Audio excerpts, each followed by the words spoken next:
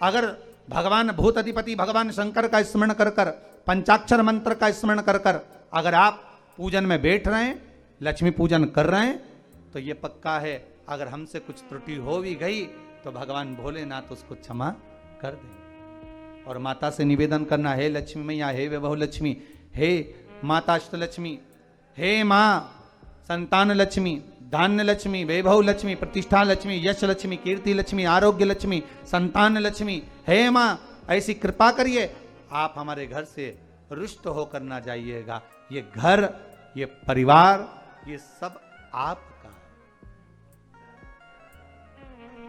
सब आपका,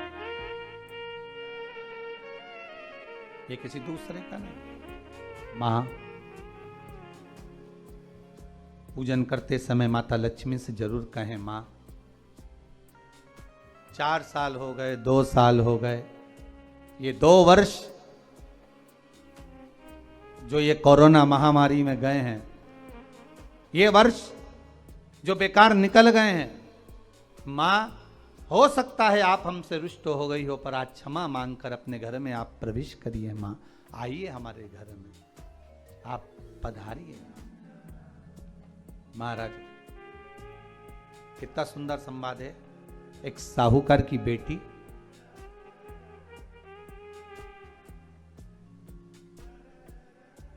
साहूकार की पुत्री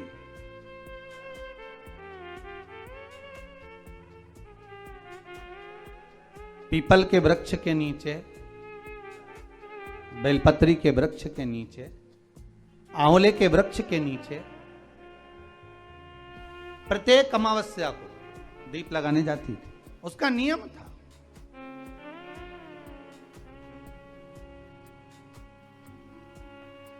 साहूकार की पुत्री प्रत्येक अमावस्या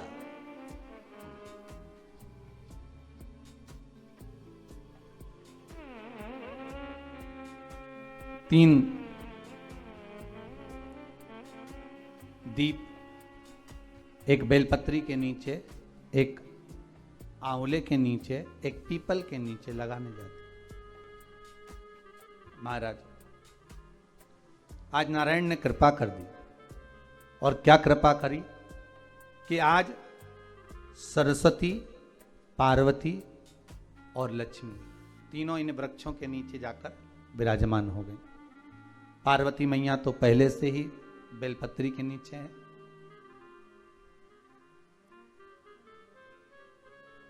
स्वयं सरस्वती मैया, लक्ष्मी मैया आंवले और पीपल के नीचे विराजमान हो गई।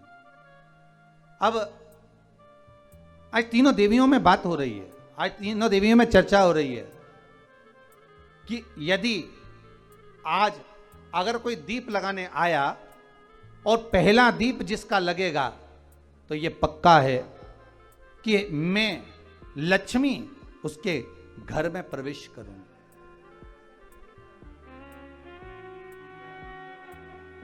सरस्वती जी बोली, जो पहले बार दीप लगाने के लिए प्रथम में आएगा मैं उससे अपनी सहेली बना लूंगी, उसको अपनी मित्र बना लूंगी। पार्वती जी बोली, जो प्रथम दीप लगाने आएगा, पार्वती जी कहती हैं मैं भगवान शिव से कहकर उनका कल्याण करवा दूंगी। अब ये साहूकार की बेटी, वो साहूकार जो कहने का तो साहूकार था, धन पूर्व में बहुत था, पर अब इसके पास में कुछ भी नहीं बचा था।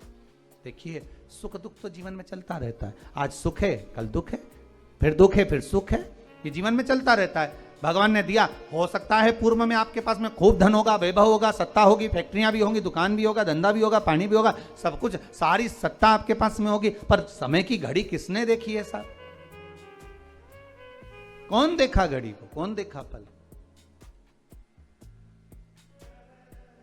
इसीलिए कहते हैं ना, बार बार कहते हैं, तेरा पल पल बीता जाए, मुख से जप ले नमः शिवाय, ओम नमः शिवाय, ओम नमः शिवाय।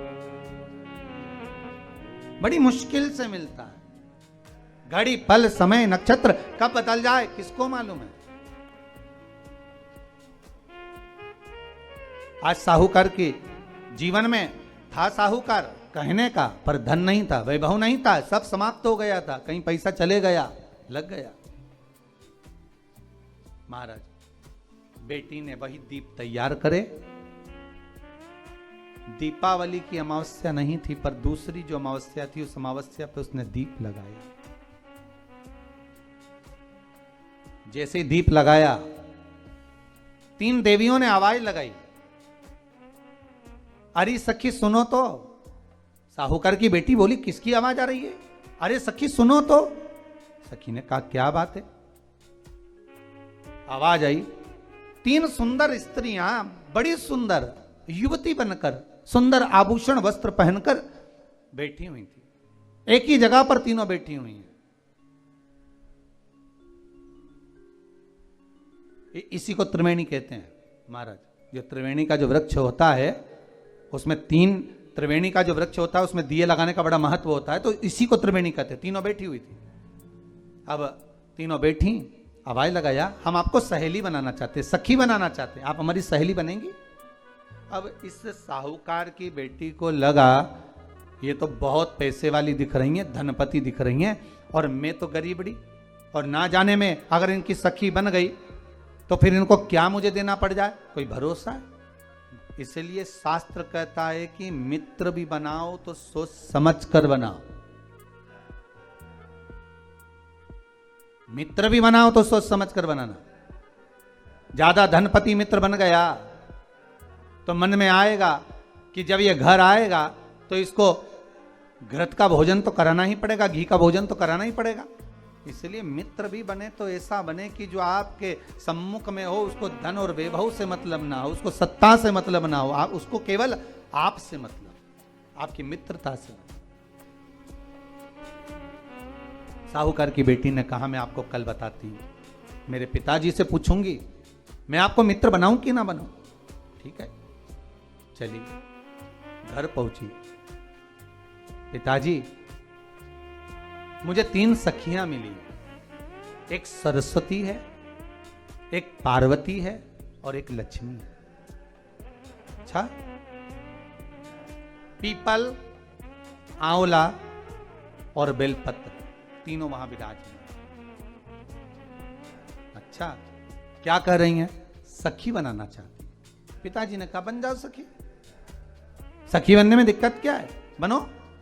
अब दूसरी अमावस्या पे जब वो गई और जाकर उसने कहा कि मैं आपकी सखी बन सकती हूं, तीनों प्रसन्न हो गई। तो उसमें से एक सखी माता लक्ष्मी ने कहा कि चलो आज तुम हमारे घर चलो, हम तुम्हारा सम्मान करना चाहते हैं। सखी को माता लक्ष्मी अपने घर ले गई। साहूकार की बेटी को जब घर लेकर गई